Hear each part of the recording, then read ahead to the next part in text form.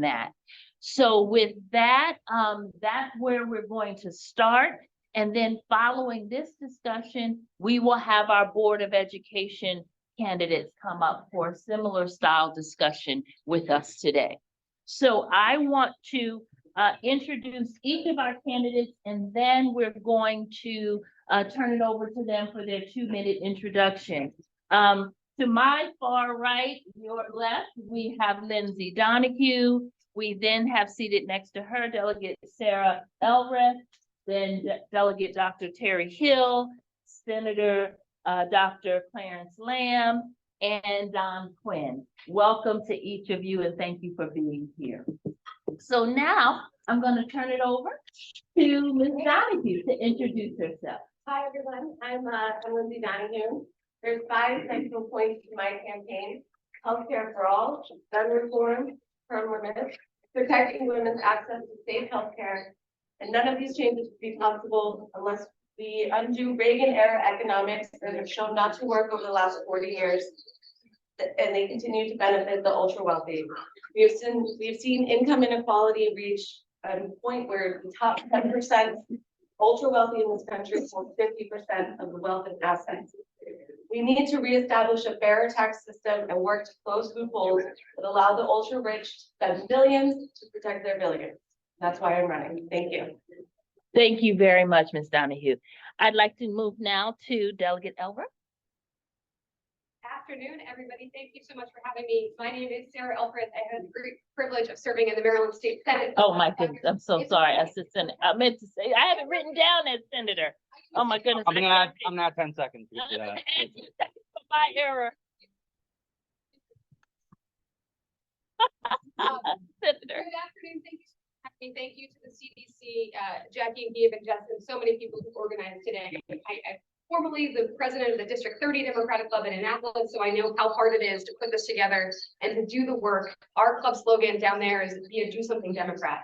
And I know that's exactly why you are all here today, to make sure that your voice is heard by the folks seeking to represent you in Congress. I want to just point out in my time in the Senate, last 5 years, I've learned a lot, but one of the most profound lessons is that it's important to have a vote on the issues that we care about. And I know we all share very similar policy values at this table, but it's equally important to be a voice of the community. So it's important to vote on access to abortion care and health care for women. It's also equally important to be a voice of people who are impacted by those policy decisions in DC and right here in Maryland every single day. It's important to vote the right way on protecting our communities from gun violence. It's also important to be a voice of the folks in our communities. I represent a district that is plagued weekly by gun violence. Unfortunately, had a mass murder just a few years ago with the Capitol Gazette shooting. I can bring the voices of those families impacted to my work on the Hill. It's important that we vote the right way on climate change and standing up for that future generations deserve. It's also important to be a voice for those communities most impacted by that climate change itself. I come from the GSD wing of the party, the Get Stuff Done wing of the party. I've had the great privilege over the last 5 years to pass 84 bills, more than any of my colleagues, on issues ranging from reducing gun violence, standing up for women's health care, making a difference on climate change. My style is to bring people together, to hear all views and to move the ball forward. The root of progressive is progress. That's the type of leadership I want to take with me to Capitol Hill, and I ask for your vote. Thank you, Lindsay. Dr. Terri Hill.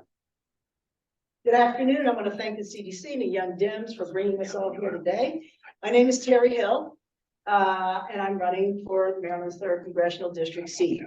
As many of you know, because some of you know me for quite some time, I grew up in this community, lived here for over 50 years.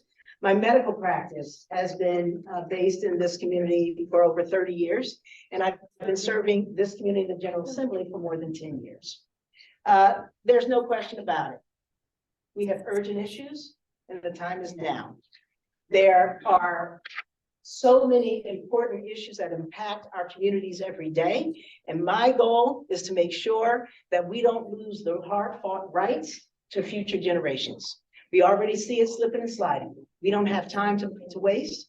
We've been hearing for the last dozen years that this is the most important election of our generation, and unfortunately, it's true. This is the most important generation. What I'm not sure is if we're gonna have another chance to say that. Okay, so whether we're talking about reproductive rights, which is a very broad, it's more than abortion, okay? Whether we're talking about climate change, we're talking about affordable, accessible healthcare, whether that's a Medicare for all solution, or it's just bringing down the cost of prescription. These are the battles that we have been fighting here in Maryland, and I have been a critical part of leading on all those fronts. But those are more importantly, the fight that we have to have in Washington, because Washington is broken. And as a physician, I have a grassroots approach to problem solving because I'm tired of playing whack-a-mole.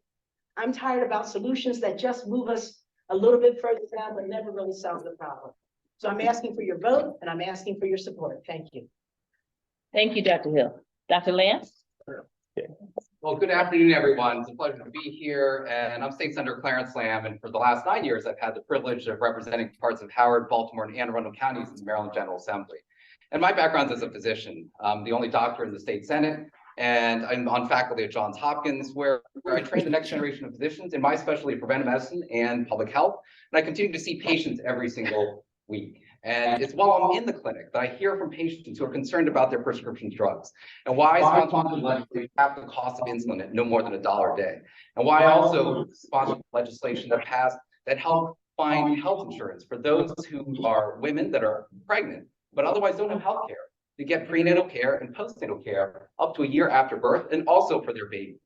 When I bring my 2-year-old daughter to childcare in Hickory Ridge, I am reminded how valuable our public schools are. And that's why I supported legislation to increase background checks for our school workers, to keep our kids safe, bring dollars back here to Howard County to address things like overcrowding at Howard High School, and also work to get guns off our streets and out of our schools. Like many families here in Howard County, my wife works for the federal government, and when she was pregnant, it reminded me how important it was to have paid family leave, legislation that I supported, but also for working families to have things like an increase in minimum wage, which I supported, increase in the child care tax credit and grants, as well as supporting families who want to move here, first-time home buyers who want to move here to Howard County to have and afford to be able to be here. And like many of us who live close to Elfreth City, certainly concerned about the environment, and that's why I sponsored legislation to increase our air quality, reduce runoff to the Chesapeake Bay, reduce greenhouse gases, and cut out dangerous chemicals like chlorpyrifos from our environment. And so as a physician, I recognize it's important to be a good listener, to be able to put ourselves in other people's shoes, to take it all in and come up with common sense, problem-solving solutions to address some of our most intractable problems, not only here in Maryland, but also in the nation and in Congress.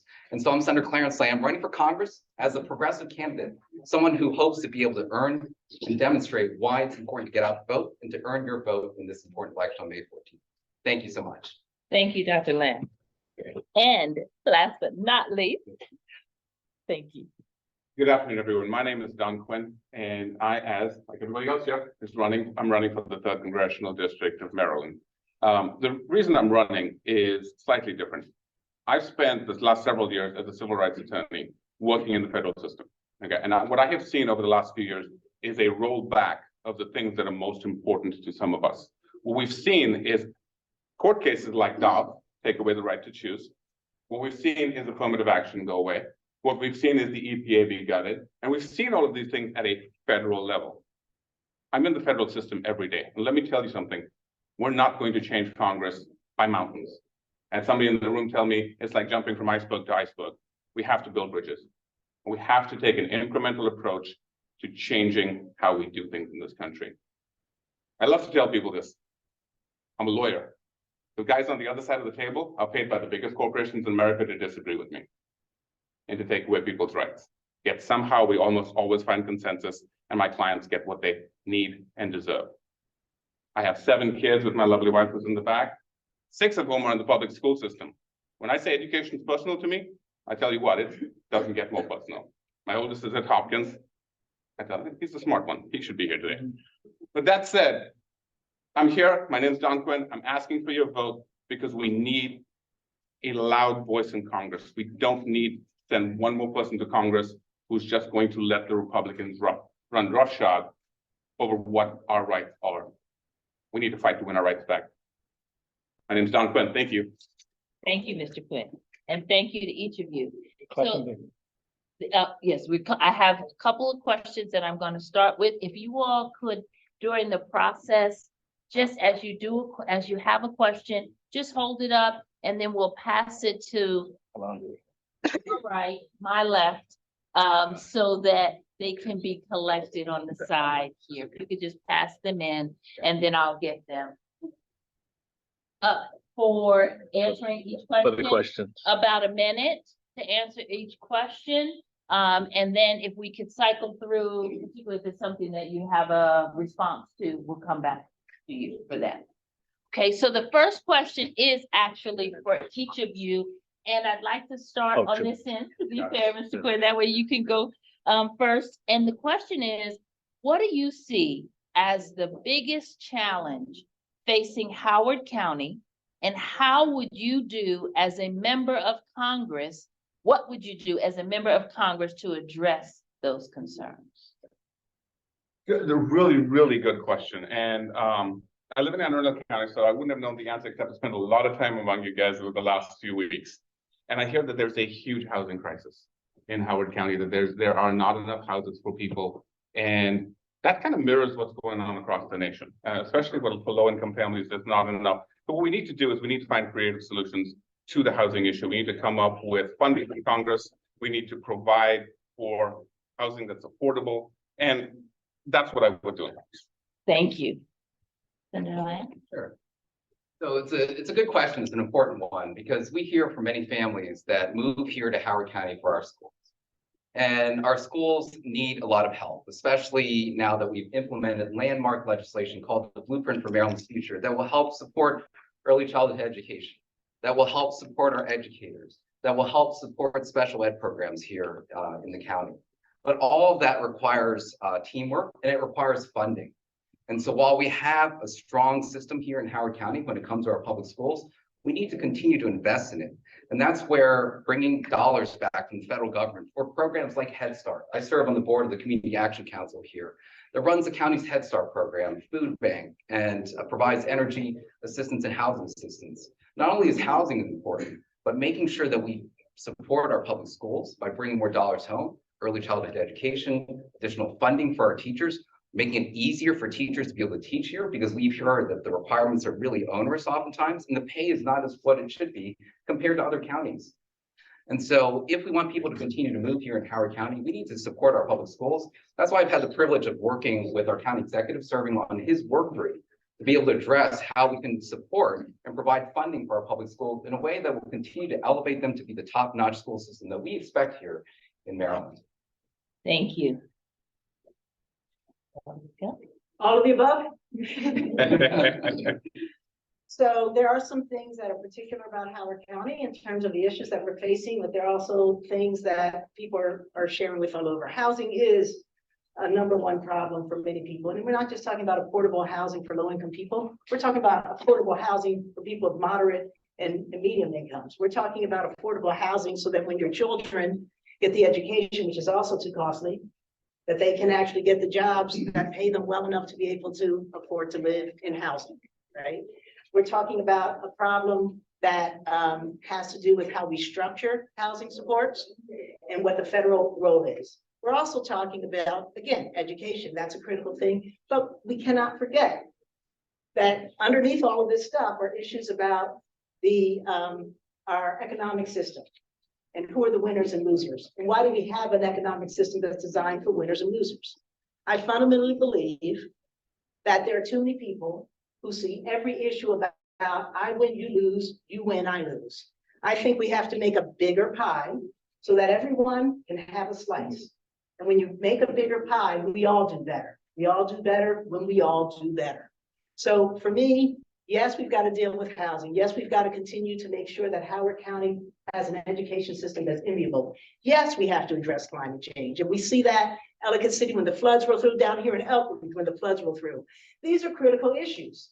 And if we're not willing to take a look at all of them, instead of picking and choosing, it's going to be to our own demise. We have to have the vision to look at all the problems as a searcher. That's what I do, right? It's not just focusing on this, but what's happening over here, what's happening over there, and how do all the threads come together to make the full cloth? Thank you. Thank you. Senator?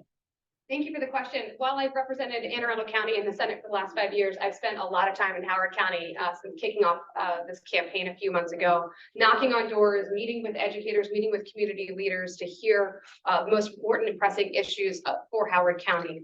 And they're exactly what my colleagues up here have mentioned. And it's often the issues that don't get the attention on MSNBC or Twitter. It's the kitchen table issues. It's the issues that make people lose sleep at night, of wondering how they're going to afford childcare and go back to work, wondering how they're going to be able to afford housing in a community that they work in. It's all of those issues that former Senator Barbara Mikulski used to call the macro issues and the macaroni and cheese issues, right? It's the issues that don't get the press attention, but really need us to move the ball forward on. I'm proud to have worked in the state Senate to bring $30 million home back to the state in federal funding for housing affordability. I'm proud to have worked a lot with my colleagues on reducing the cost of childcare for the families that need it most. But so many of these issues require federal intervention. And I want to bring that voice and that work ethic to Congress to make sure we're bringing those investments in the kitchen table issues back home to Howard County. Thank you. Okay. Ditto. No, I'm just kidding. I'm from Anne Arundel County. I grew up in Annapolis. I would say probably I agree a lot with what Mr. Quinn said. It's housing. We don't have affordable housing in this state, let alone in just Howard County.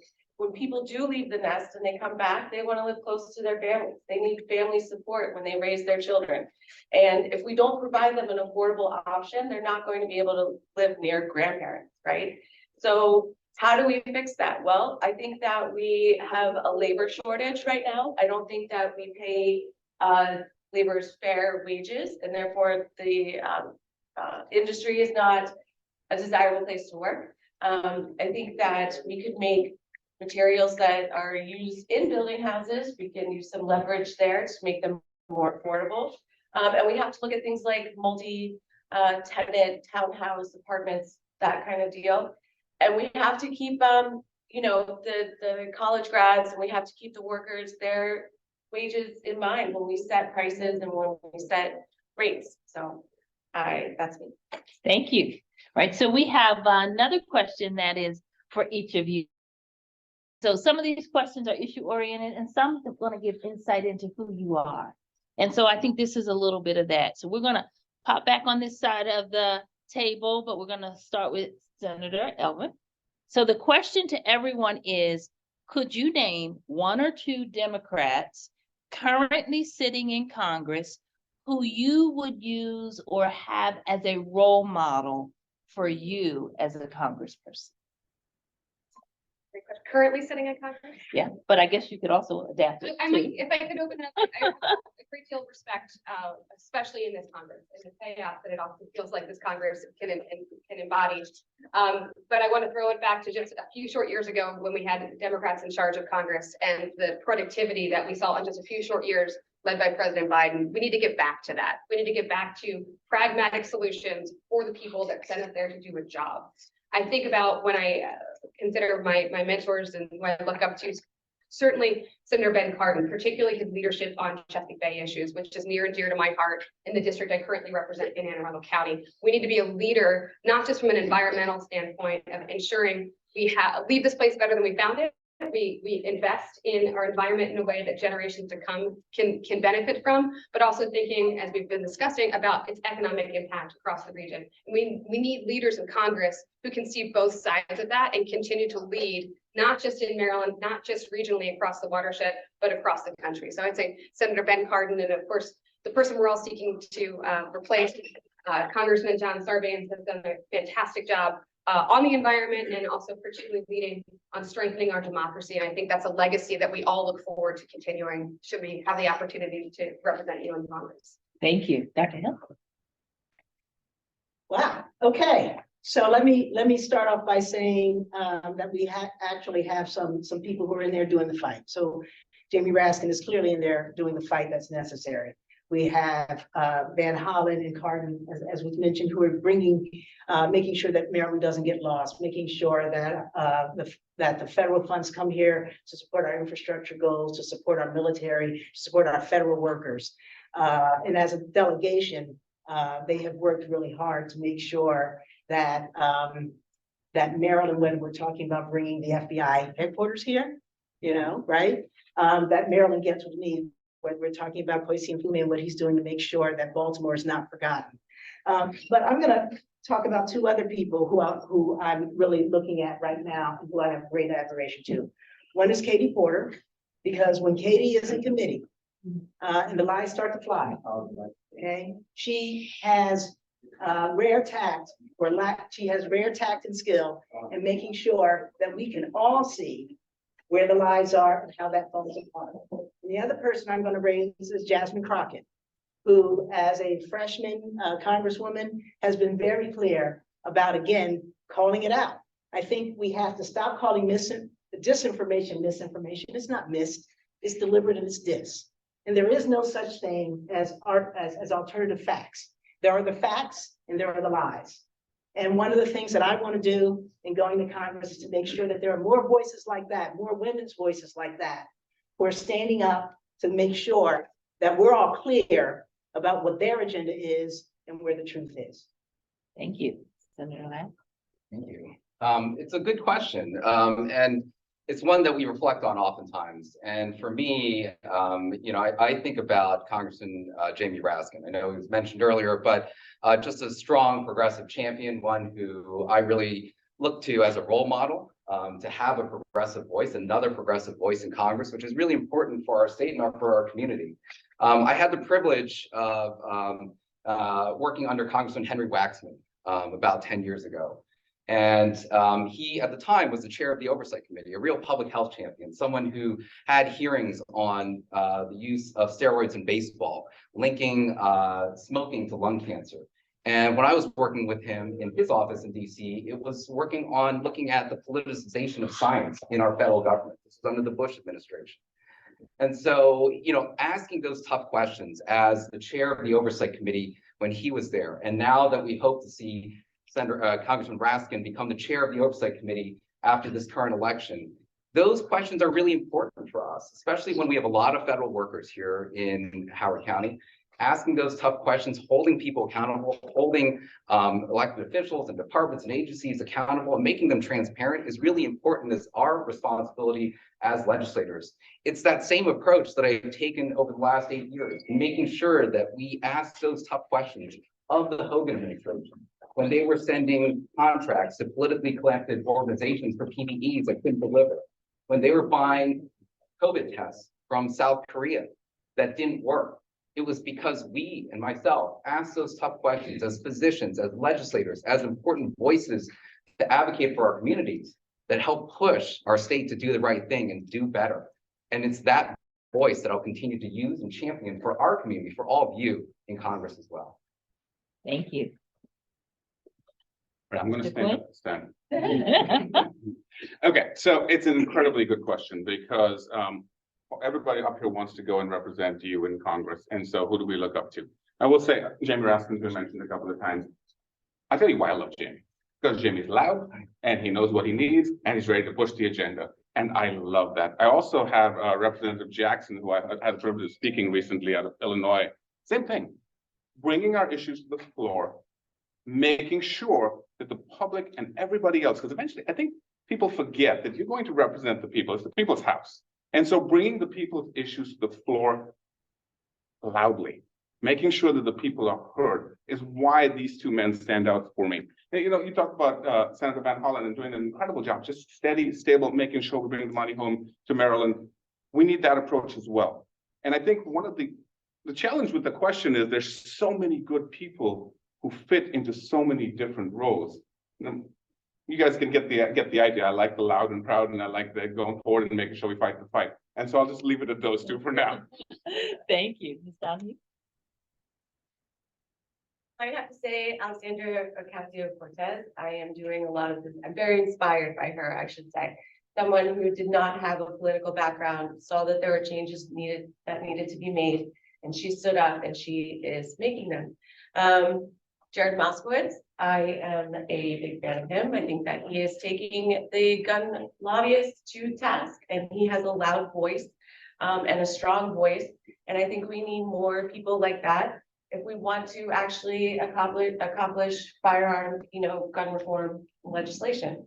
It's probably not a secret that I'm also a big fan of Senator Sanders and Senator Warren. I think that they are true champions of healthcare for all. I know that there is a way that we can get it done in this country, and I believe that we need more voices like that in Congress.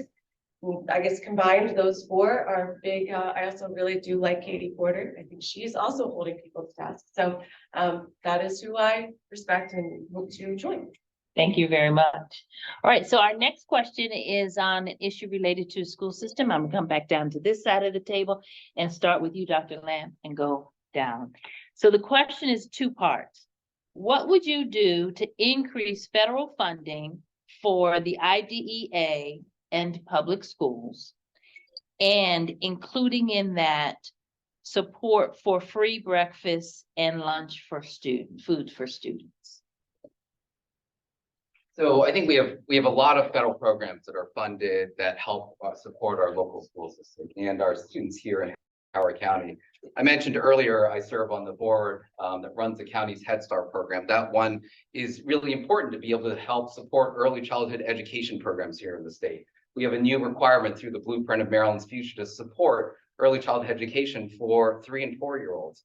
This is one building block of that to be able to help achieve that goal. The food stamp program, the free and reduced meal program for our schools is really important. I've supported legislation that expanded that and made it easier for people to qualify for free and reduced meals in our schools. But not only that, I've also sponsored legislation that banned lunch shaming. This is a practice where if a student couldn't afford to pay for their lunch, they could be sent to detention, or they could be suspended from schools. Or they could be asked afterwards to have to do chores in the cafeteria just because they couldn't afford their lunch. That was wrong.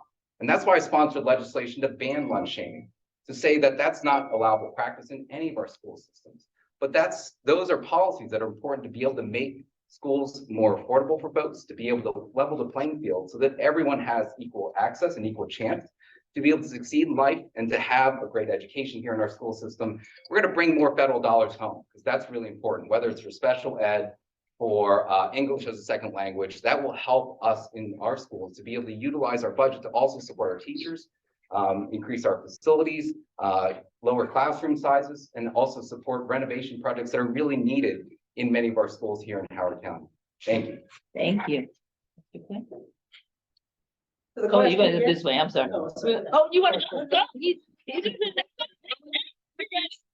gonna go. Let's all do 2 minutes again. We're starting it up. Everything that Yeah. Dr. Lamb said, and like I said, I have 7 kids, had 7 kids, 6. I keep forgetting the oldest is in college. I still have 7 kids, but he's.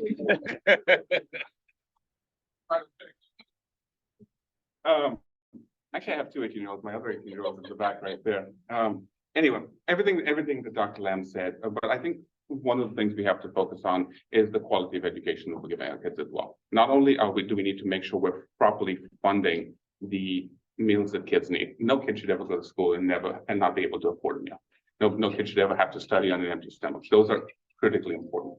One of the things that I have struggled with in my practice as a lawyer is special needs kids and the lack of funding for in-classroom support for these kids. Their parents want them to go through the system. They want them to have the same opportunities as everybody else, but we don't have the funding necessarily fully available for them. My mother-in-law works in the system. She works with a special needs child, and it started with 1 child. She's now got 5. Okay. So we need to start funding programs at the federal level across the country to bring those dollars in to make sure that special needs kids get what they need, to make sure that every kid can walk into that cafeteria and get a breakfast, get a lunch, whatever they need to make sure that they can study. So you can't study on an empty stomach. You just can't do it, and especially not if you're a child. I'm going to take a moment, though, just slightly sidestep the question. One of the big things we got to do at the federal level is stop the book banning. Okay, we've got to stop the book banning. Our kids should be able to read whatever they want. That anybody telling them what they can read. Other than the parents, there are going to be limitations. There's some things I don't want my kids reading, but I know they'll read them anyway. So that's my plug for that, and that's what I would do. Thank you. Ms. Donahue? Sure. Okay.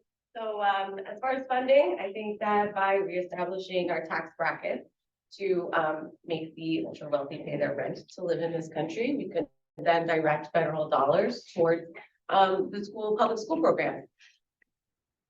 Do you know how amazing free breakfast and free lunch is for students? Do you know that 1 in 8 children in this country has a food scarcity problem? That children will actually go to school to get food if they don't have it at home, thereby increasing their attendance? Do you know how amazing it is for a parent that I don't have to make lunches every day because it's for free at their school? Just kidding. But there are so many studies and statistics that correlate free breakfast, free lunch with success for public school children. So I think that it is a little ridiculous that some states in this country are willing to take that out of their public school system. I'm very proud to be from Maryland. I think that we're doing the right things here, and I want to extend those across the rest of the country.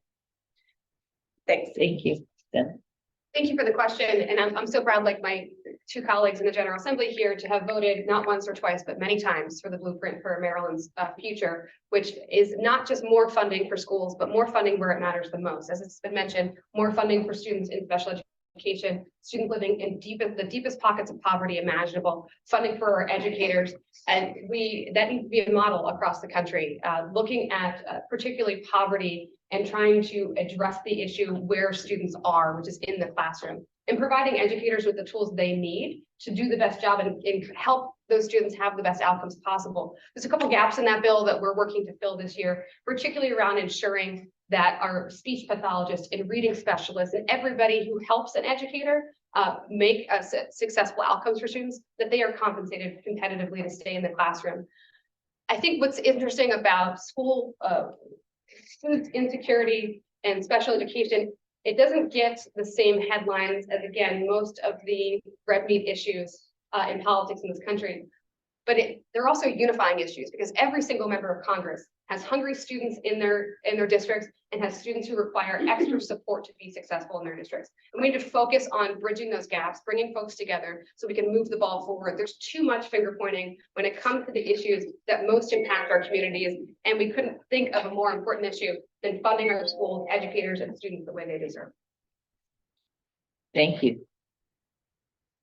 So again, agreeing, and no surprise there with all that's been said. But I want us to remember that our budget process puts money where our values are. So if we're underfunding schools, it tells you that as a nation, we've decided that we don't care as much about education as we care about the things we fund the most. Not as much as we care about our war machine, not as much as we care about tax cuts for the ultra wealthy. Those are the things we're apparently caring about. So I think part of the federal role is to redirect and to actually say, our future is in our kids. It is not enough to say that we have kids living in poverty who can't afford food, and therefore we're going to supply it. That's a stop. But what we really need is to get those kids out of poverty. So we have to get back to what is wrong with our American system that has so many people slipping further and further behind, and so many kids feeling the brunt of that loss. So it is about refocusing where we're budgeting at the federal level, looking at programs like the Blueprint, which is, we have yet to see how impactful that will be, but we're all believing that it will be very impactful. But look for those programs that have been modeled and piloted, and trying to see how we can encourage that across the United States. And here in Maryland, making sure that we're listening to our communities, and we're doing everything we can at the federal level to support our community needs. That being said, education is critical, but we have to look at the entire system. We have to listen to the educators. We have to build more community schools and put the resources that are in there. And one of the things that I've been championing is looking at the relatively inexpensive upstream things that can make a difference downstream. And many of you know that one of those things for me is about how do we make sure that kids who have hearing and vision deficits are getting the glasses and the hearing aids they need so that they can see, so that they can hear, so they can learn. Thank you. And the next question is a health-related question, and we'll pop back down, and I think it's your turn to begin, Dr. Hill. Apropos, right? Oh, my goodness. Okay, so in Howard County, in the state of Maryland and nationally, Black women are dying in childbirth at unprecedented rates. Additionally, infant mortality of Black children and children of color is off the charts when you look at the counterpart, their white counterparts. Can you talk about that issue as it relates to what you could do in Congress to examine the causes and create solutions? Thank you very much for the question. As I said before, we put our monies where our values are. And we talked earlier about people that we admire. We all remember, I hope, when Barbara Mikulski was in Congress, one of the signature things she did was to make sure that money went into women's health care. Okay, and before that voice, it wasn't going. We weren't going to find the research dollars needed to look at breast cancer, to look at ovarian cancer. It's the exact same thing. It's analogous. If we decide that women's health, all women's health is important, if we decide that infant mortality is an issue that we should be embarrassed to be one of the worst civilized and industrialized countries and on that level, then we have to make sure that the research is being done. Research can't be done if we're not helping to invest, and we can't get the benefits that we're supposed to have if we have no respect for the science.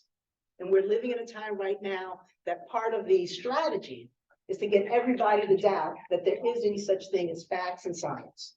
So we need to put the investments into the research. Here in Maryland, I'm proud to be a member of the Legislative Black Caucus, as well as the Women's Caucus and the Latino Caucus, and supporting now the Jewish Caucus newly formed, because those caucuses serve to focus. And one of the primary goals of the Black Caucus is to make sure that we're addressing the inequities in terms of mortality, of mothers and infants. So we'll continue doing the same kind of thing, but it needs to be done at a federal level. Thank you. Dr. Lamb? So healthcare is obviously a very important issue. It's a very important issue for many of our communities, as well as maternal health. And so it's through recognition of this, through patients that I've talked to, through other physicians that I've talked to, that we recognize that there's more that we need to do.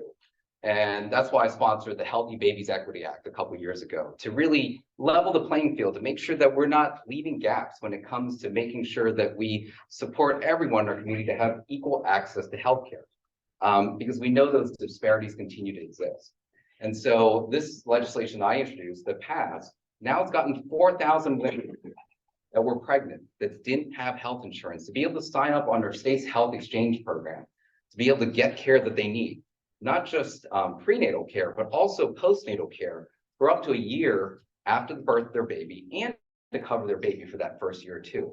An incredibly important period of life to be able to get the baby started on the right foot. And it was a recognition that we need to do more to address those disparities that I introduced that legislation. I also introduced legislation you're probably all familiar with, open enrollment. Open enrollment is when you can make changes to your benefits. And I fought insurance companies on making sure that we allow women who didn't have health insurance, that they would be able to qualify for open enrollment, those special enrollment periods if you get married or you change jobs. Well, becoming pregnant was not qualifying as a special enrollment period, but giving birth qualified as a special enrollment. So even though you became pregnant, you didn't have health insurance, you couldn't sign up. But the moment that you gave birth, you could sign up. And so we had to fight insurance companies through legislation I sponsored to get women the care that they needed. I also worked on legislation to improve access to doulas across the state, because that also helps ensure that women that have health disparities, that have maternal health needs, have access to these really important services to help level the playing field when it comes to maternal health, and ensure that we can support every baby here in America. Thank you. Thank you.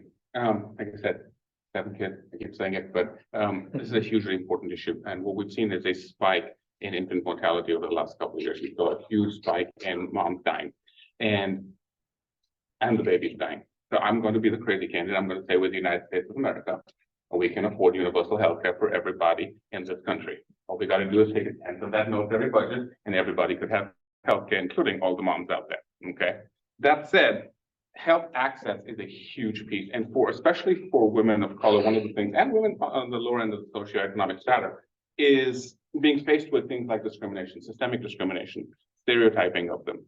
And one of the things that Dr. Lam mentioned was access to doulas and access to midwives becomes a huge piece of that, because a lot of women don't trust their doctor. We were in that situation with our second to last baby, where we wanted a midwife. Guess what insurance doesn't cover? Midwives. We've got to expand those at the federal level. We've got to make sure that those things are also covered. The alternatives to your traditional medicine. Am I a fan of the insurance industry? I think you can guess. I really am not a fan of the insurance industry. We've got to be able to get women the care they need without having to face the barriers that lots and lots of women are having to face, whether it's through a midwife, whether it's through a doula, whether it's through insurance. And yes, I'm going to keep fighting for universal insurance. Thank you. I think that the current stats that Black women and Black children are dying at a rate of 9 to 1 against any other Democrat or Democrat. No, Demographic. So that is a huge difference, right? And so to echo a lot of what my colleagues up here have said, there is a lack of trust in the healthcare system. There is a barrier to access in the form of straight up cost, okay? That is why universal healthcare is very important, deprivatizing health insurance companies, getting rid of the profits in healthcare, and that will help us expand the care to communities where it is needed the most. There's also, along with a piece of distrust on the patient side, on the mother side, there seems to be a disbelieving part on the behalf of the providers. A lot of women don't feel like they are heard, that they are believed, that the symptoms that they are feeling or the symptoms that they are having could be indicative of something serious. A lot of women are sent away from the emergency room, even when they in fact do need emergency care. So I think that is, believability, that is something that I think a lot of women struggle with. So yeah, it would be, access to care and a trust back in the healthcare system. So thank you. Thank you. Thank you so much for the question. And Jackie, thank you for every room I'm in with you. You bring up this important issue and bring light to it. And it's one of the most pressing issues, I think, for our country and for our communities. And as Dr. Hill said, representation matters. And it was Barbara Mikulski ringing the bell on the disparities in women's healthcare decades ago that started the conversation. And now we're taking a deep dive into disparities amongst Black women, Latino women, white women within that healthcare system. It's also really personal to me in the district I represent right now. I had a meeting a couple of years back. OBGYNs from our local hospital and Latino leaders came to me and sat in my office and cried about the women presenting to our emergency department ready to give birth who have not had a single prenatal care visit. And how terrifying that is for mother and family and providers, health and nurses and doctors to not know what is going to happen next. And it is completely preventable. And the work we've done in the General Assembly to ensure access to healthcare is important, access to insurance is important, but so is making sure that we're providing that access to healthcare in the communities that need it the most. So from that meeting, I sponsored a bill to grant fund looking at communities with high concentrations of poverty, high concentrations of Medicaid, and putting community healthcare clinics for specifically prenatal care at no cost to the mothers, regardless of healthcare status, insurance status, immigration status, so that we can have healthy moms, healthy babies, healthy adults. I was really proud to get a unanimous vote in the Senate on that bill because it's such an important issue, and that we need to continue that kind of creative policy, identifying the problems, the gaps in our system, getting creative with our answers, our interventions, and bringing that money home and working with communities to solve the problem.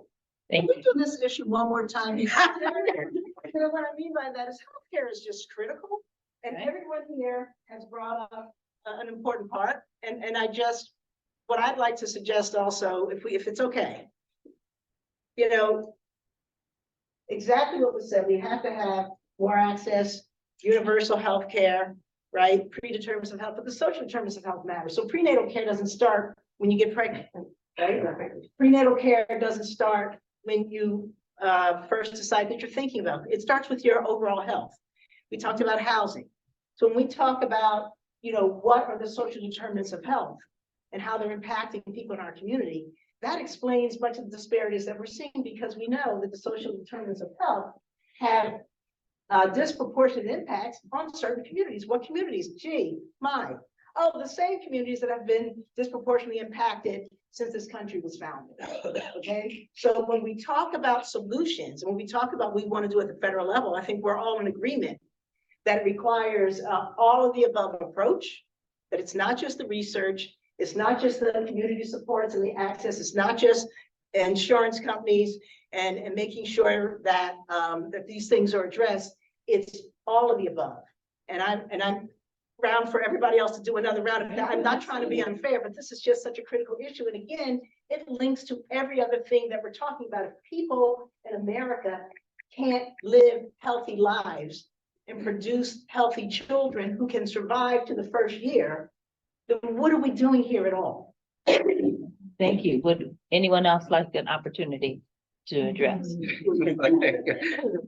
There are moments to talk about healthcare, so happy to talk about that as well. I think as physicians and even as healthcare providers, we also bear some responsibility.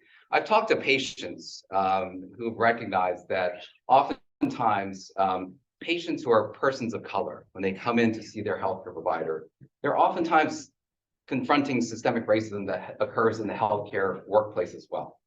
That we know through studies and evidence that individuals that are patients that are people of color that come in, they get less time being spent with their physician or healthcare provider.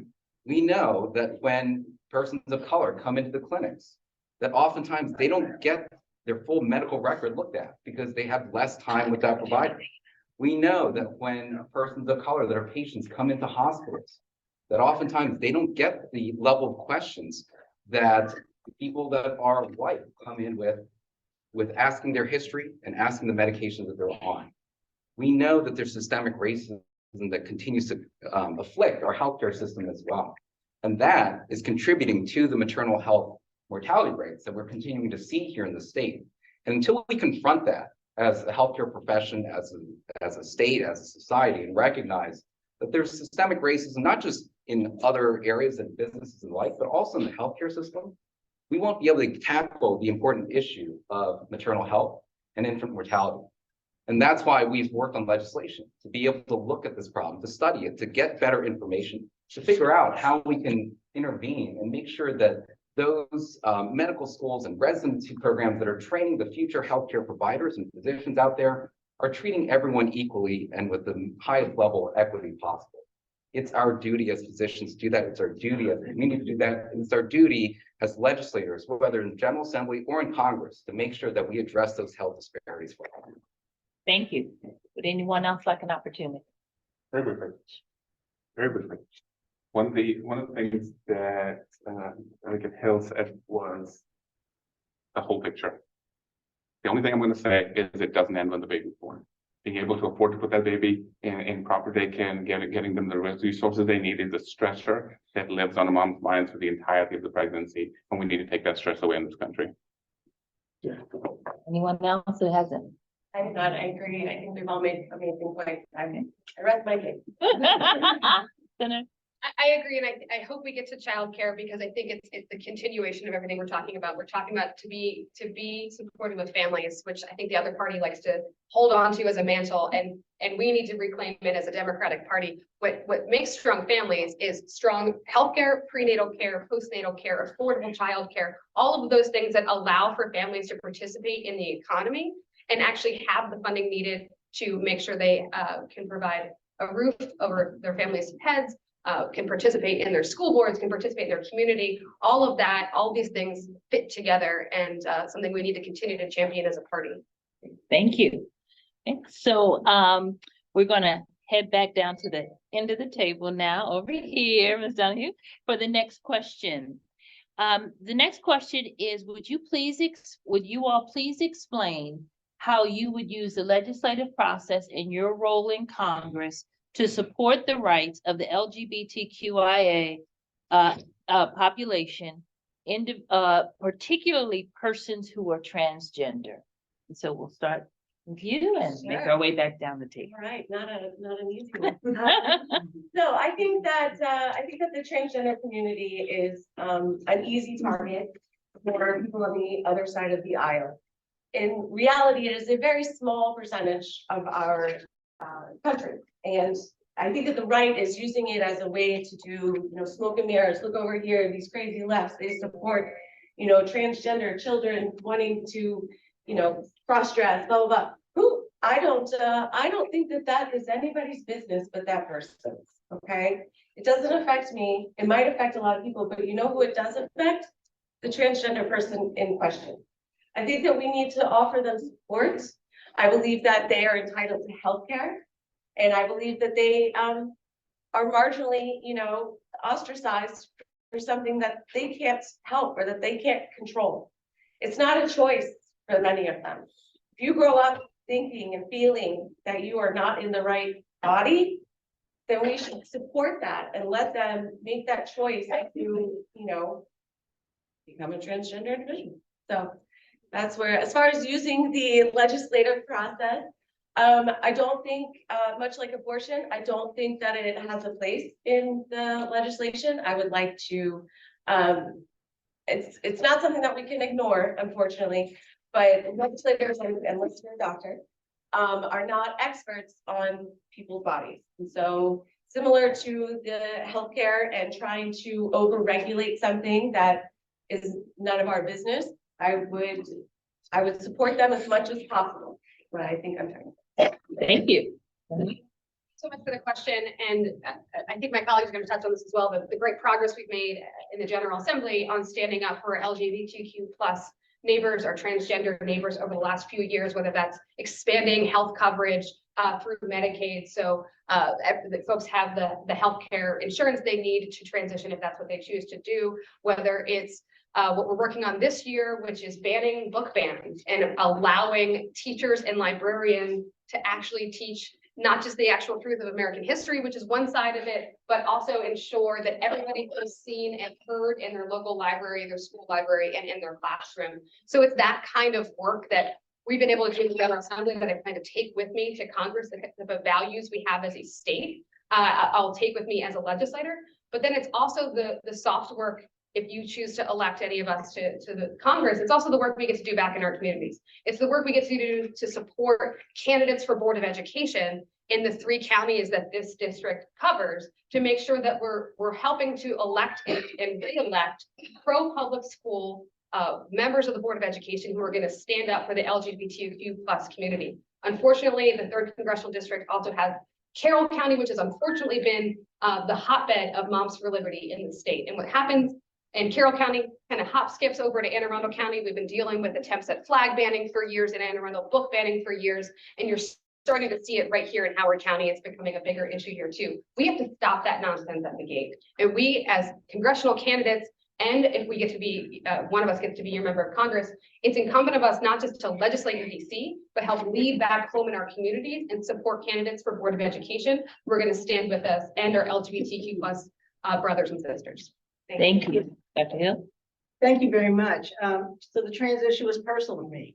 It's personal because I have friends, I have family members who have walked that line. It's personally because I've taken care of patients who are trans. And so I know how difficult these personal health issues are, but it's not just a health issue.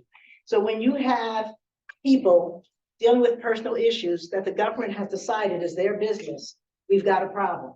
So first of all, let me just say that I have been one of the leaders on these issues. One of the very first pieces of legislation that I introduced, which is not directly related to trans, but it's related to the community, is making sure that same-sex married couples have the same rights to in vitro fertilization as opposite-sex married couples. Okay, that was in my first year.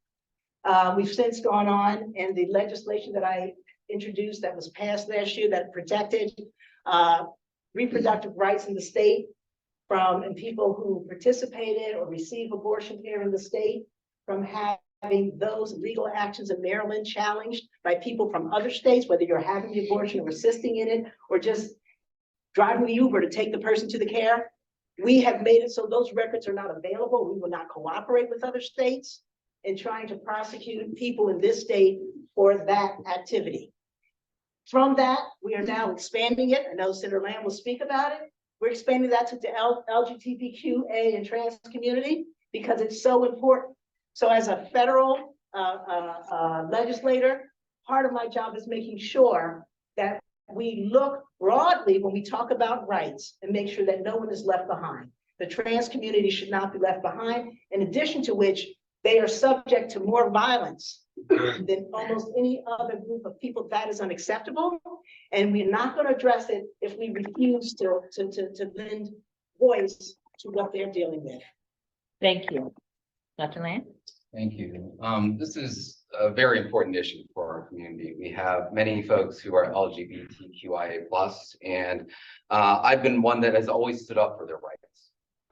And so even just last year, we had legislation that working its way through the General Assembly. When we see other states moving the opposite direction, prohibiting medical care for people that are transgender to be able to transition, Maryland has taken the step to support gender affirming care. And I was the Senate floor leader defending that bill from a medical standpoint, why this was so important.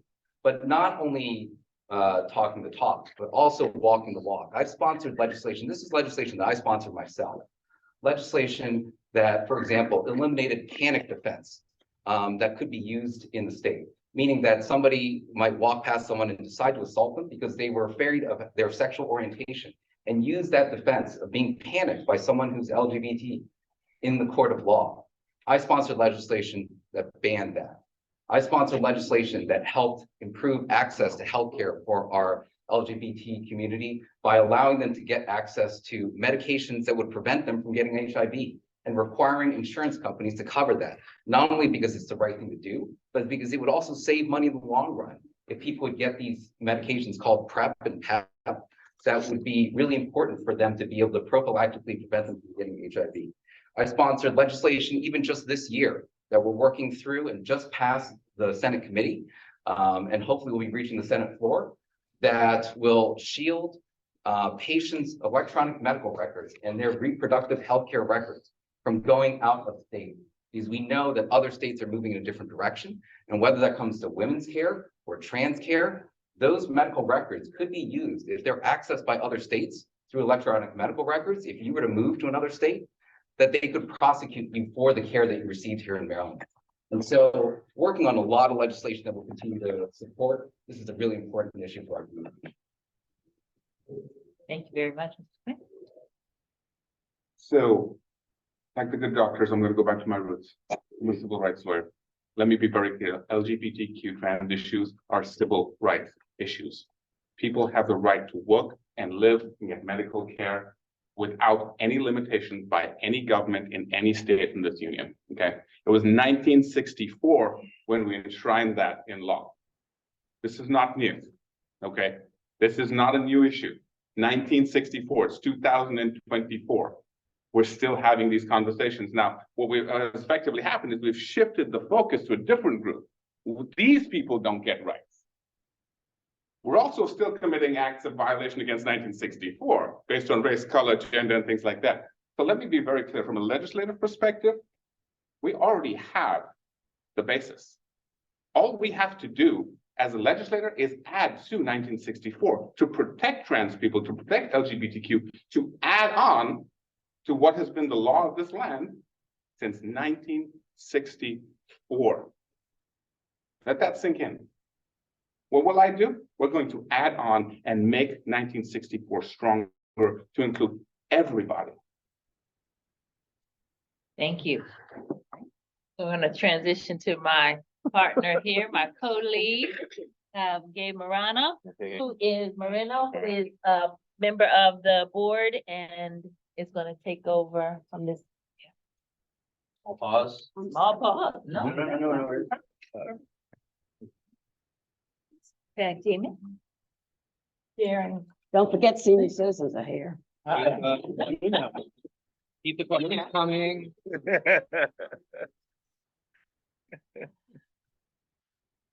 Yeah, keep the questions coming, Rick. All right, Congress is dysfunctional because of sharp partisan divisions. What steps will you take to work with legislators with different views? And one last, Donahue, we'll start with Donahue this time. I think it goes without saying that all of us finished kindergarten and we know how to play nice. Most people in this, Keep the audience, talking. it's okay, I'm not gonna get to it. Or else fuck you out, Dr. Will. Anybody, regardless of their history or their background, as long as it's in the name of progress for the American people. I actually know a couple of people who are on the other side and who are in Congress right now. I have no problem working with them or, telling them that I look up to what they do. There are not bad or evil people all across the party. I think right now we are focusing on about 20 rogue individuals who represent far right ideologies. I don't think that's the majority of the Republican Party that is in place now. So, yeah, I would work with anybody as long as it's in the name of progress for American citizens. Thank you to whoever wrote this question, because there's two parts of my job as a state senator that I love the most, and I will looking forward to get to do at the national level. One is helping people, and we've talked a lot about that today, and the other one is solving big problems. And we can't solve big problems if we only talk to each other as a party. We have to talk not just to the other side of the aisle in Congress, but talk to our constituents who might have different viewpoints than we do. I've really tried to master this in the state Senate. I had the great privilege of serving on the Chesapeake Bay Commission, which works as a group of legislators from Pennsylvania, Maryland, and Virginia, all of different parties, and we come together and find common ground on making progress to protect and preserve our greatest natural resource, which is the Chesapeake Bay. And so my colleagues in Pennsylvania, we don't talk about partisan things. We have a glass of whiskey. We talk about what matters to our shared constituencies, which is sustainable agriculture, it's healthy streams, it's making sure that people have access to a boat dock or a kayak launch. How do we concentrate and focus on the things that we agree on? And from there, we can build a common ground on the thornier issues. And it takes that trust building, it takes that relationship building, that I care where your children go to school and what your spouse does for a living. And we've lost that in Congress so much. We're lucky in Annapolis that we really have that fabric still at the State House, but we need a commitment to getting back there. We need to stop throwing bombs at each other on Twitter and MSNBC and Fox News. We need to tone it down and start with the things that we can agree on, the things that matter most to our constituents, and build from there. It's that type of style and leadership that I know has made a difference in Annapolis, and I hope I can bring with me to be the most impactful and effective member of Congress on your behalf, fighting for the issues we care about. Thank you. It's a great question. And I think that there's no doubt about it. We are divided as a nation. There's no doubt about it that when we look at Congress now, there's a handful of people who have decided that they're playing chicken and they have no concern about who's demolished, who's killed in the process. And they're holding the Republican Party hostage. And as a result, they're holding all of us hostage. So first of all, part of my skill set is to listen. And absolutely, I believe that I can work with anybody who's looking to do what's best for our constituencies. And I'm willing to listen and negotiate. What I won't do is negotiate against myself. So people who ask for compromises that aren't going to bring them aboard, those are not compromises worth making, right? If it's going to change where you stand, if it's going to get your vote, then I'm happy to make the change that we need to get the things that we want, whether we get it incrementally or we get it in a full thing. Don't be fooled. The partisanship in Congress is not going to change in the next election. Even if the houses completely go over to the Democrats on both sides and we win back the White House, the margins are still going to be narrow. But I still believe that it's possible to get things done. The Democrats have proven it over and over through divided leadership. Republicans don't seem to get much done except to hold things up, but we do. And we do it because we listen and we do the work and we come up with the solutions. And sometimes you have to work for that window to open just a little bit And if you have that solution ready to go, you have that policy, you have that program, you can get it through.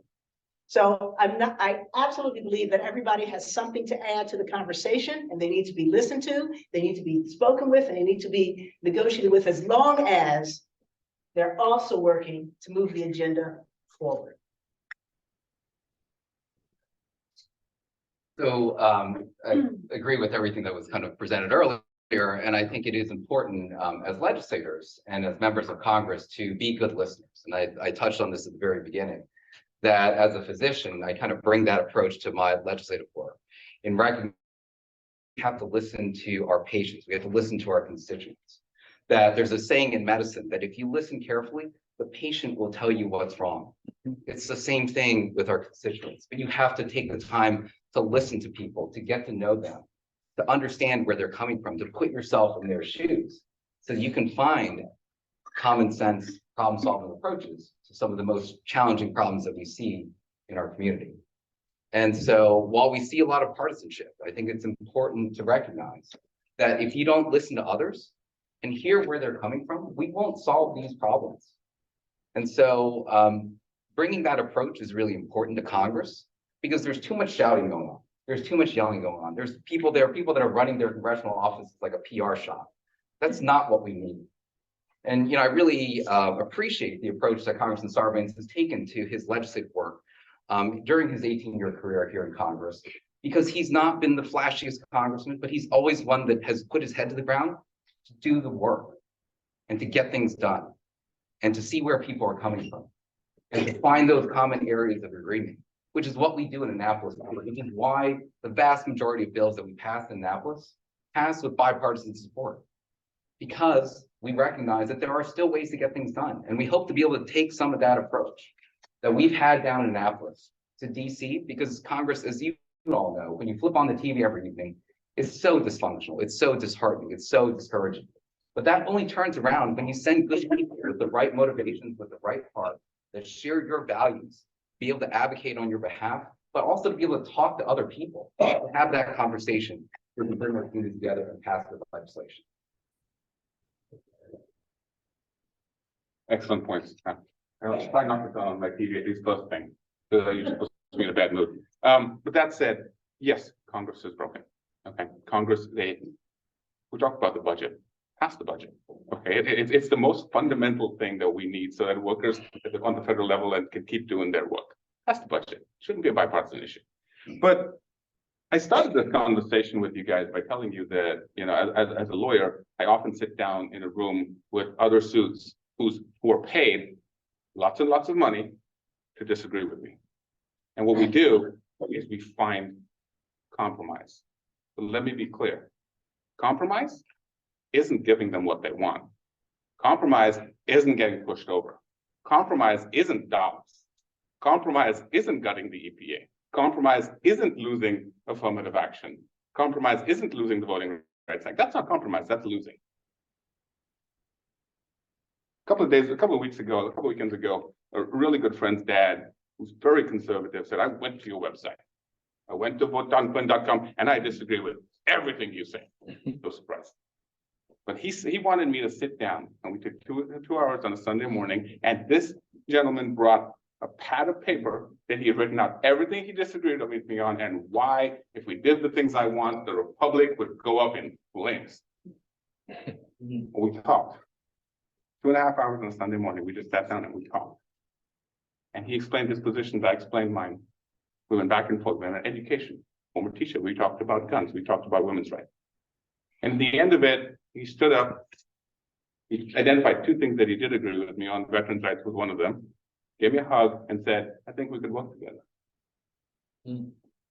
That's how we do it. All right, thank you. The next question, so I'm gonna preface, there's a secondary question that's related to it, but we'll go ahead and do the first one.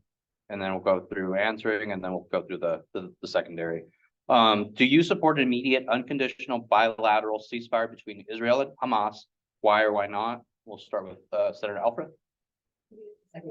Oh, would you guys like the second question? Okay. And so the second related question will be, do you support conditioning aid to Israel based on its human rights record? So the first one, and if anybody needs to repeat any questions throughout, let me know. Do you support an immediate unconditional bilateral ceasefire between Israel and Hamas? Why or why not? First of all, thank you for the question, and I'm going to start by saying I know this is an incredibly sensitive, emotional issue for a lot of folks, not just around the world, in the country, but folks in this room. I support a two-state solution where the state of Israel and Palestinians can live together in peace. I recognize that every day that goes by without peace, without an end to the violence, and without a return of the hostages, we get further and further away from that reality. What we need, and I believe the president is doing this mostly behind the scenes. I believe that there's news just this morning that there's progress in peace talks coming out of Paris, and we should, by the grace of God, have a solution soon, where we can bring folks together to return the hostages, to end the violence, to bring much needed humanitarian aid to the people of Gaza, and begin rebuilding and begin the really difficult work of a two-state solution into that region. Thank you for the question. You didn't answer the question. Two-state solution is apartheid. Please allow the candidates to answer the questions, please. Delegate Hill? A statement a few weeks ago that I absolutely agree with Senator. I believe in a two-state solution. I believe that Israel has a right to exist. And for me, the fact that we're even still having a conversation about whether Israel has a right to exist reminds me of, we talked about LGBT, we used to say, I'm here, I'm queer, get over it, right? Israel's here. It exists. It has a right to exist. The Palestinian people are here. They have a right to also live in a land where they're free and where they can have peace and where they can have autonomy. So both those things are both true. And what's happening right now is we have people in Israel, people in Gaza who are suffering and dying, and it's unacceptable. So yes, I call for a two-state solution, which is negotiated over the long term, but I also call for a ceasefire and release of the hostages. And I think that you can't talk about that conversation without first recognizing that the volume has been turned up so much that we've left very little room for the grace that needs to be in this conversation.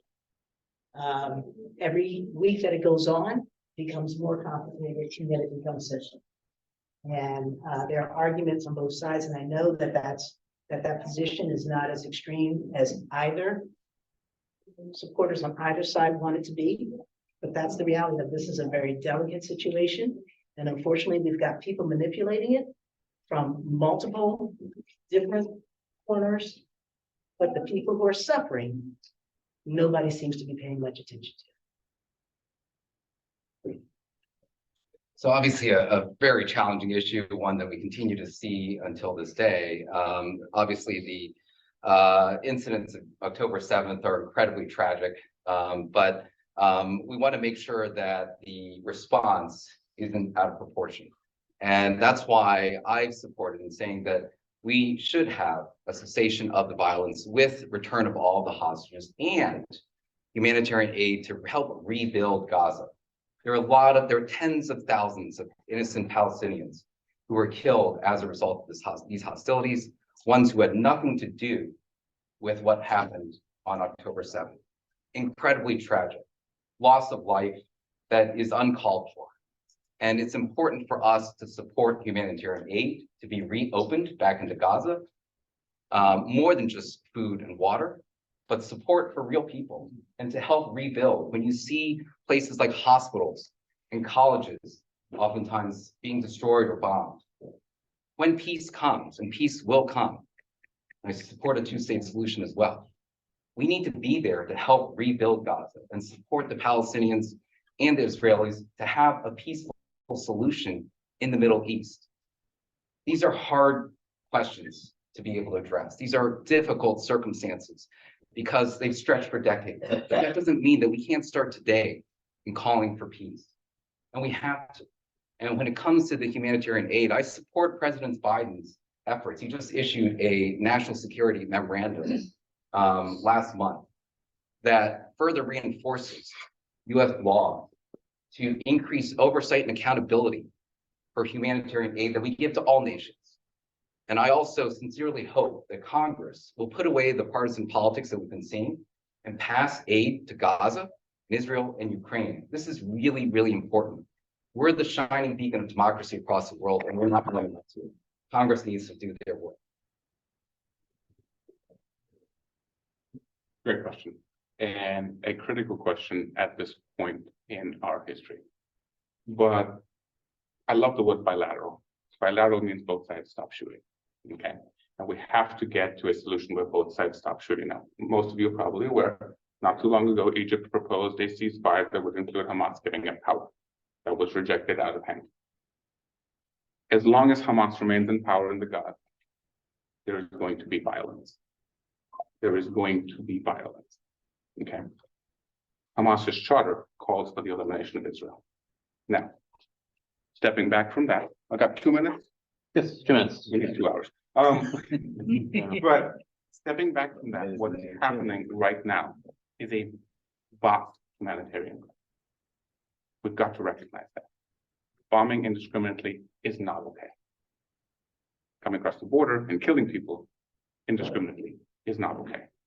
But until we as a nation start to recognize that there are larger forces at play. For example, nobody ever talks about the Iranians. Nobody ever talks about them funding. Nobody ever talks about them arming. Until we start talking about that at the congressional level, until we start having those conversations that this is a larger issue, we're not going to get anywhere. The other thing we have to do, America has to take a small step back. We are the arbiter of peace, but these folks need to have the ability to negotiate peace on their own terms. Anything else is colonialism. It's America telling you what you're going to do. So my response is Israel has the right to exist.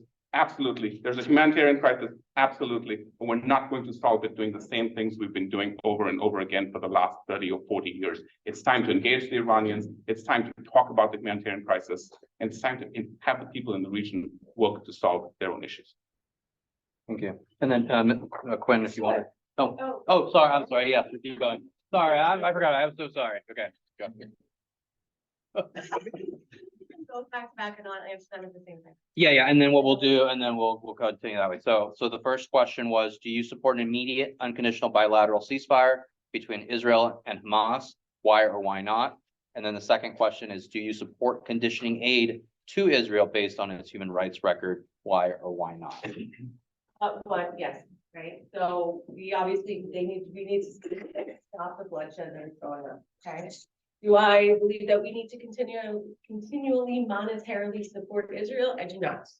We helped them establish themselves as a state in the 50s, right? And they have adopted their own policies. They are a self-governing state. They do not support us. When we went to war in Afghanistan, we went to war in Iraq, they did not come with us. They did not help us with ISIS. They have their own country. It's time for them to stand on their own 2 feet. And what they're doing right now is shows what kind of country they are. And I don't think that we should continue to monetarily support them. Okay. Is that your answer to both questions then? Okay, that's fine. Senator Elfreth, do you support conditioning aid to Israel based on its human rights record? Why or why not? Thank you for the question. And some of my colleagues touched on some really important issues that I want to elevate as well, that this is 2 minutes apiece is not ever going to be enough time to discuss this issue with the grace and the sensitivity and the nuance that is required. There is an overarching pressure on the entire situation, which is Iran, and we need to confront that for where it is. It is, there are some people that want an elimination of the Jewish state, and I can't support that. On conditioning US aid to Israel, for folks who have traveled to the region and been in the West Bank, been at the Gaza border, been throughout the region, I had the opportunity to do that last year to see just how small a place it is in the world. I think we take that for granted being from the United States. We don't understand how close in proximity everybody lives together, works together at all times. And so any disruption is causing great divides within these communities. On US aid to Israel, I support defense aid. I support helping to fund the Iron Dome, which keeps everyday life in Israel able to keep going despite rockets from all corners, every corner surrounding Israel. I support that defense aid the US is providing because Israel is the last democracy in that region. And to Mr. Quinn's point, this is larger than just the Gaza Strip, larger than Israel and Palestine. It is a broader issue of a global fight, and we need to support our allies in defending themselves from the broader pressures in the region. Need money for healthcare and education. All right, sure.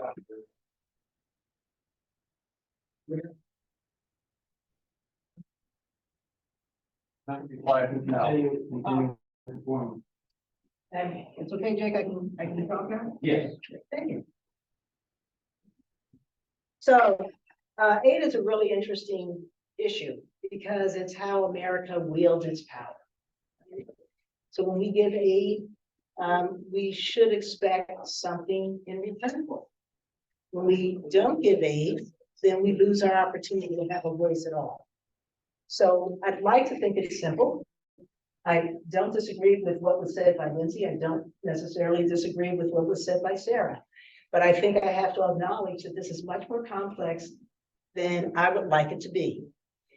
America's relationship with Israel is based on our strategic interest.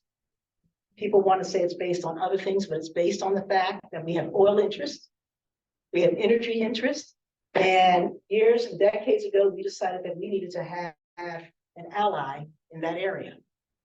Great Britain decided the same thing. The reality is, this is an area where Israel is surrounded by enemies, where their survival is fragile. That does not excuse or justify the situation that the Palestinian people, both in the West Bank and Gaza, have been in for decades. But it does say that there's a complexity here that we often don't want to acknowledge.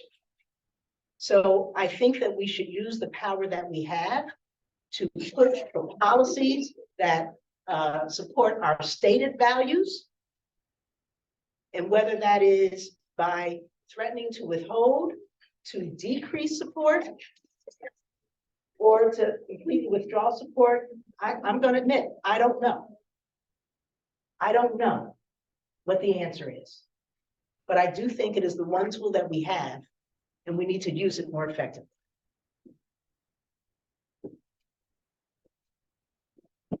So I think I kind of touched on this in my last response, but you know, the aid that we provide to other countries is a reflection of our values. And that's why humanitarian aid is so important. The circumstances and the situation in Israel and Gaza is incredibly tragic. And we have to recognize that there's a humanitarian disaster going on as we speak and as we continue to speak. And for us, it's important to stand up for our values. It's important for us to recognize that the US should make a full court press for peace and support peace through any measure possible, and support humanitarian aid that's important for both Gaza in their rebuilding, and support aid for Israel in their security as well. That needs to be going hand in hand to make sure that we have a peaceful Middle East, which we don't have right now. President Biden, I mentioned earlier this month, issued a national security memorandum that reinforces and upholds and uplifts US law to require greater accountability and oversight and transparency over how humanitarian aid is distributed from the US. And we need to do that and do more. And that's why I support efforts to make sure that Congress passes bipartisan legislation that's now sitting there and getting locked up in partisan politics for important aid that could otherwise go to hotspots around the world, not just Israel and Gaza. And as I mentioned, it's important to support the rebuilding of Gaza, but also Ukraine and other places in Asia as well. We need to stand by our values, and that's incredibly important as a nation. And those are those values that I will stand up for in our community and representing you in Congress as well. So, Again, really good question. And I have to land on the side of this incredibly complex issue. I said at the beginning, you don't have 2 minutes. 2 minutes is not enough time to talk about all of the issues. As far as withholding aid goes, we can talk about military aid. You know, as far as America's values goes, we have to identify exactly what those are and how are we pushing those out to the rest of the world. As far as humanitarian aid goes, as far as people giving the medicines and things like that, I don't think we can do that. I don't think we can afford that. I don't think we can do that to even our enemies. We've done that with our enemies. We bombed the heck out of Germany and then rebuilt it. Okay. Same thing with Japan. We've done those things. But what we're not going to do is in a 2-minute forum solve the complexities of issues of Russian influence in the area, of Iranian influence in the area, of who's supplying weapons, where they're coming from, who's trying to get the bomb, who's not here. What America must do, though, is use the power of its purse to push for sustainable, I'm going to use that word again, bilateral peace. Thank you. Next question. If elected, what caucus or caucuses do you intend to join? And we'll start with Delegate Hill. We'll go that the other way. We'll start with you and then we'll go to Senator Elfreth. Thank you. Who's moderating?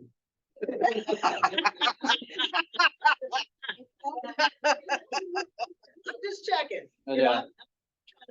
I'm randomly doing it. Yeah.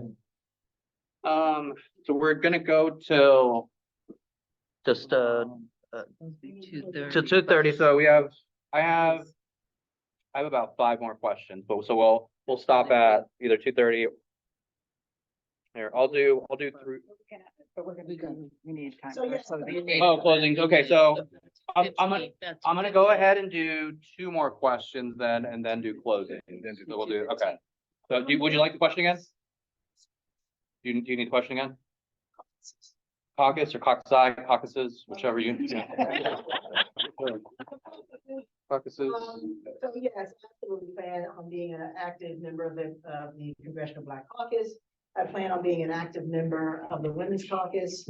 I plan on probably being a member of the Progressive Caucus. They are the caucus in terms of ideology. I'm certainly not a blue dog. That I really align with in terms of what they're trying to achieve. May not always agree with the approach, but I absolutely agree with the goals. And so those are the thoughts I can. Thank you for the question. I plan on joining the Women's Caucus, because it's not large enough, in my opinion. I plan on joining the Labor Caucus. I come from a labor household. My father drove trains. My mother was a probation officer, and labor is incredibly important to my family's history and ability to be here in this country. And I plan on joining the New Democrats, which is a group of very pragmatic, progressive Democrats focused on, as I've mentioned before, being impactful, effective, and moving the ball forward. All right, and before Donahue, before you respond, Quinn, if you'd like to respond to this question, then because I know you have to head out. So I apologize. I am officially now half an hour late to another place I'm supposed to be. But I love being here. I've enjoyed talking to you guys and having this conversation.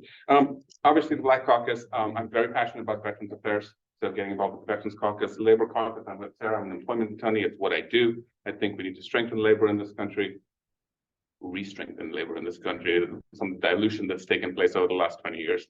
So those are the caucuses that I would join if I was lucky enough to be elected by you all. Thank you for being here today. Taking time out of your day to come and listen to 5 of us blow the air about issues and try and solve the world problems in 2 minutes is incredibly admirable. Thank you so much.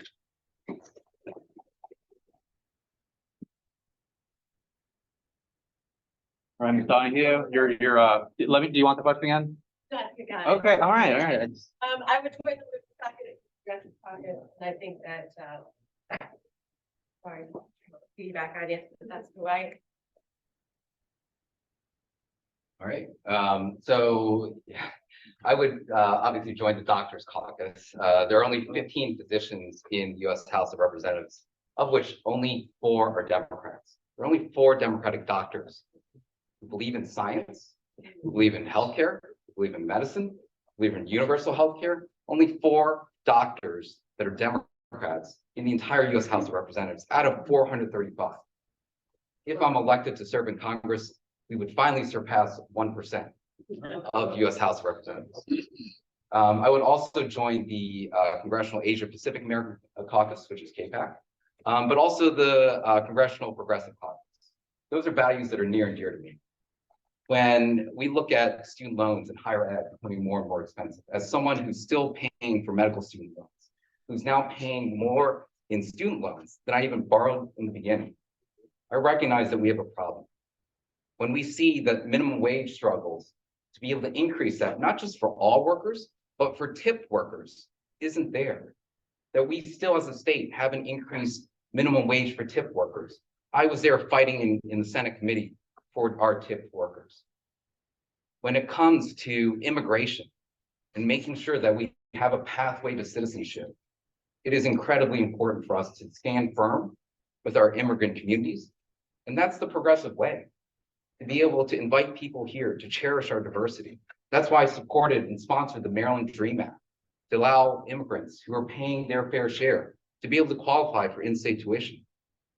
That's why I sponsored legislation to make sure that we wouldn't have our MBA use our driver's license photos to do facial recognition and racial profiling to be able to enforce immigration and customs enforcement. It's those policies that and those values that I bring to fight for our communities, for our immigrant communities, for our labor communities, for our student communities, and for our environmental communities, to be able to champion those in Congress for all. All right, and then so this will be the last question, and then after that, we'll do 2-minute closings of each candidate. We'll start with Senator Elfreth this time. Vote doing that way. Okay. Who's moderator? Okay, no. Thank you for no worries. Okay, so we'll go with Dr. Lamb and then we'll jump over to Donahue. So Dr. Lamb, what will you do to advocate for world-class mass transit in Maryland? That's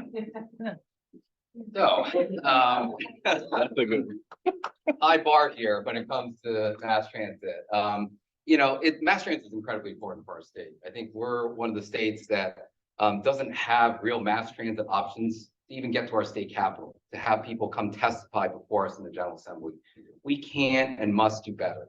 I've fought Governor Hogan over the last 9 years in the prior administration to support additional transportation dollars for mass transit, to reduce fares for people that are relying on mass transit, and to really support a reinstatement of the Red Line, a project that had almost $1 billion available from the federal government that was ready to go, shovel ready for Baltimore City.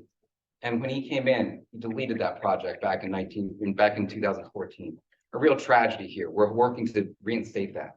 But I also understand that it's important to support mass transit availability. That's why I support the governor's efforts this session, even though we're in a funding crunch, to be able to dip into our rainy day funds to ensure that for so many of our communities, like my wife who works at the federal government, to be able to get down to DC or get up to Baltimore and the Social Security Administration to get to work, that we can reinstate and keep our commuter buses and make sure that we have the level of service that we really need when it comes to light rail and the MARC system as well as our buses. And so all that needs to be supported. We can bring more dollars home to support these projects from Congress, and we have to. That's one of the priorities for any of us as legislators, is to support our local state. And there are dollars to be had there. And I've always used my voice to champion for mass transit projects that are also clean for their environment, for our environment, to be able to help people get to jobs, to be able to support working class families, be able to help make them get to their doctor's appointments, all really relying on mass transit and also to support businesses. So with that, thank you. Ms. Donahue? Sure. So I think that Maryland has the opportunity to greatly improve our mass transit system. I live in Annapolis. We do not have a train that comes to our town. Closest metro is New Carrollton, and that is 20 minutes away. We have a park and ride in Davidsonville, which is very useful, but for some reason we cannot seem to extend the train system into Anne Arundel County, which I think is a huge loss. I've talked to people about this. How can we make Maryland more attractive than other states when it comes to trying to attract DC talent? A lot of people prefer to live in Northern Virginia because they have ready access to metro stations. It's easier for them to commute into work and back home. Here, we don't have something like that. we need to expand our existing metro station or metro map, I should say, to reach a little bit further into our communities. It will cut down on pollution, right? That's number one. It'll cut down on traffic. Everybody hates traffic. People stuck in traffic, that contributes to environmental degradation. Another thing that I think, and this might be a little wild, is that we could have a train system that goes to the Eastern Shore, that goes to our vacation destination. So many of us spend hours in traffic trying to cross that Bay Bridge where it seems like there's a newbie up there for the first time, scared to death, and now we're all stuck behind them, right? If we had a train system, we also have, Ocean City does have a bus system, but there are also rideshare programs that are becoming more and more available, more and more popular. As our economy reflects, a gig economy is profitable for those people who enjoy it. But I think that we could couple all of these things together and begin reducing the dependence on personal vehicles. And therefore, we would improve our overall environmental health. Thank you. Thank you for the question. I love it because it's the kind of intersection of not just transportation and transit, but it's also, as you said, really important for us to meet our environmental goals, our greenhouse gas reduction goals. It's not going to come if we're all in single vehicles. It's also incredibly important for our economy. Senator Lamb mentioned when Governor Hogan cut the red line, he cut off access to jobs for a lot of folks in Baltimore City and the surrounding counties, completely eliminating their ability to have upward mobility in their communities. I kind of bring a lens as an appropriator. I haven't mentioned yet, I serve as the chair of the subcommittee of the budget. So 1/3 of a $64 billion budget, and I just so happen to have transportation under that. So a lot of my job is to make sure our state government we have strong oversight as a General Assembly over the executive branch of transportation. And I push the Secretary of Transportation every single time he's in front of my budget subcommittee, which is about once a week, on are we being as competitive as possible for the federal grants that are out there that were passed again under a Biden administration and a democratically led Congress. Because God forbid, it does not go well nationally in November, a lot of those federal funds could dry up. So a lot of my job is making sure that we are positioning Maryland to be as competitive as possible. But that lens is an appropriator. It's really the lens I'm going to take with me, hopefully to be your next member of Congress. A lot of the really boring, unsexy, hard work of governing well stuff, of not just passing a federal budget.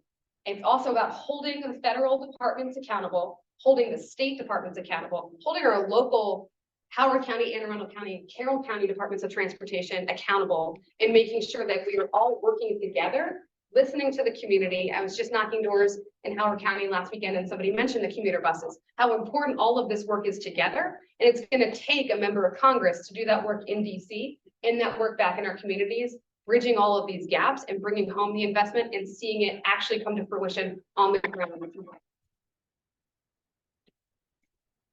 So I've had a love affair with public transit most of my life. As a child in Philadelphia, we were able to take buses in the L to get over town and back town. And actually there was that during that time, we could actually, with my older sister, we could go without our parents being there. Okay. I did my undergraduate training up in Boston, Cambridge, and the T system, great, fabulous. Get where you want to go. The bus system intersects with it. You can get almost anywhere in that area. Relatively inexpensive, easy to get to, easy to access. New York, what can I say? Love it, love it. And then we come back home. Okay. not so exciting. Now, when I worked in Washington several summers ago, I actually took the commuter buses back and forth.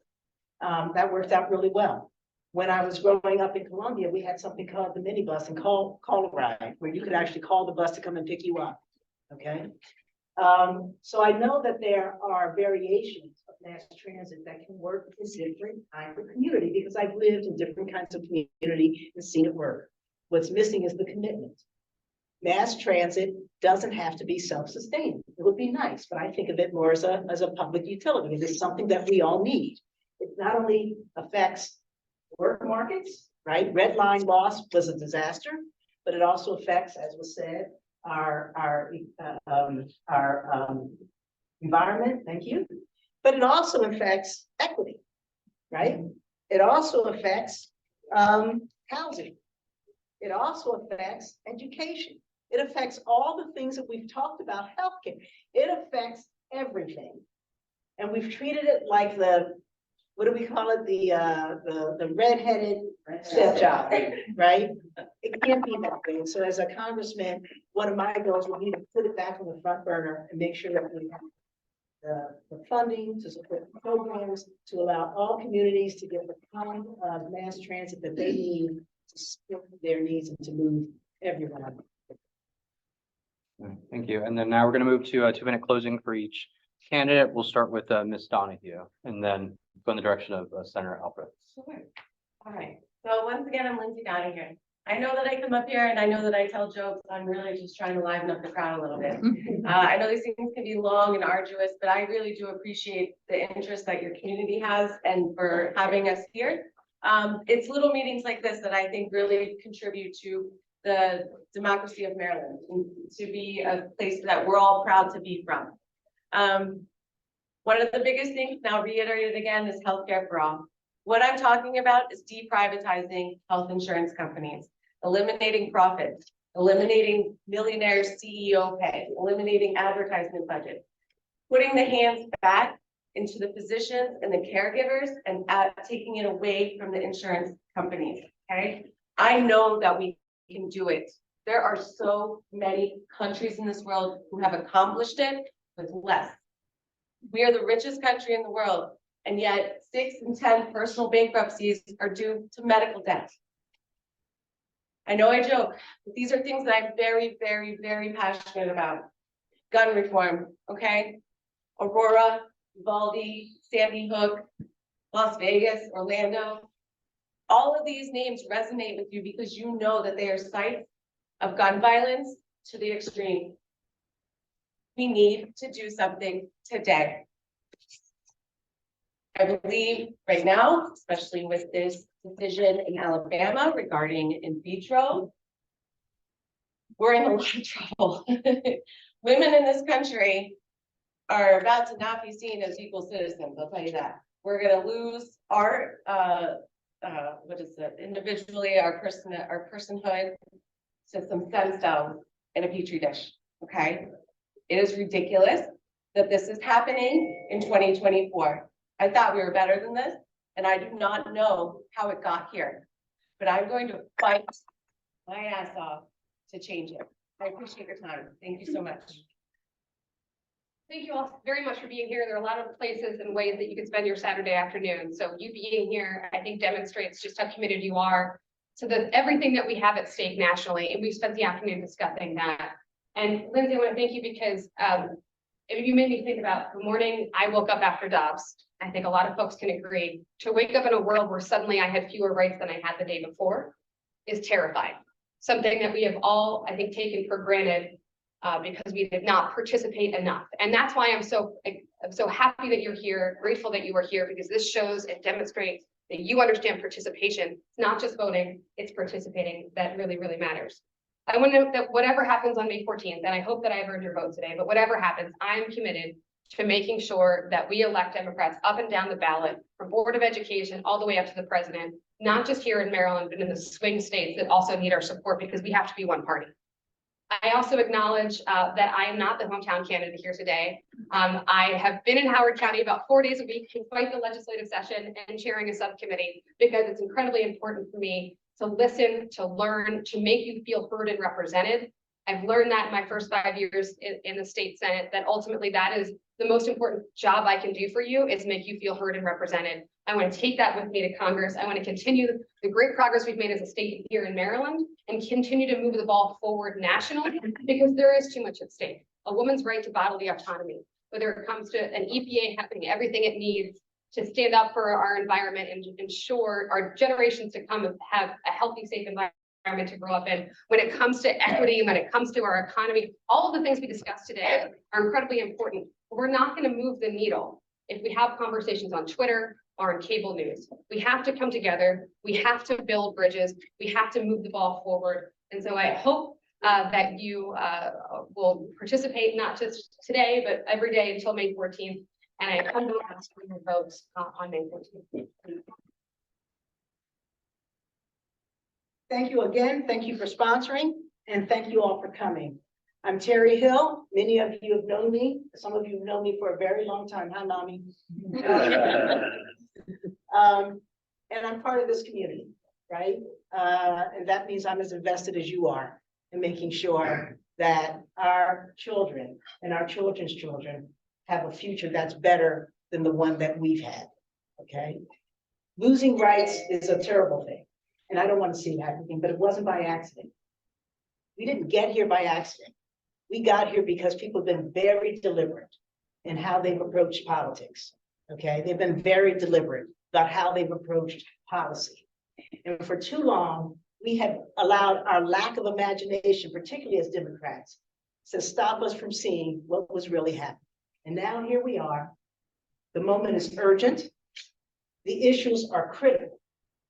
And we need to make sure that we send someone to Washington who is ready for this time. And I believe that person is me, okay? I have the experience, the skills, the commitment, the passion, and the compassion to go to Washington in this critical moment, because we may not have another time for another generation or two. So I want to make sure that the future is not lost. I want to make sure that District 3 and Maryland as a whole can prosper and grow, and that we're giving something to our children that they have every right to expect. So I thank you. I ask for your support, and I ask for your vote. All right, I think I'm bringing up the rear here. So you're almost done and you get to move around. But I want to thank the Columbia Democratic Club and all the officers of the club for bringing us all together and having this really important forum and opportunity to be able to speak to all of you. You know, I have always run as a progressive voice, somebody who champions our community, who's not afraid to speak up, who will fight against moneyed interests and power and authority, because it's the right thing to do for the community. And I do that because I wake up every morning, and oftentimes, particularly in our hectic schedule, the morning is the only time that I see my 2-year-old, because I'm getting back at home really late at night. And when I look at our daughter and realize that, you know, when you look at Dobbs' decision and what that means for her, it's tragic. And we need to do more. And as a physician, as someone who cares about women's reproductive rights, and someone who recognizes that my daughter, when she grows up, will have less rights than my wife, it's really tragic. And we need to do more. When I look in my daughter's eyes and see that just a few months ago, we got notices back from our child care center that they were having an active shooter drill with Howard County Police. There's something wrong in our community when we have to have active shooter drills for our 2-year-old daughter before we even have finished potty training.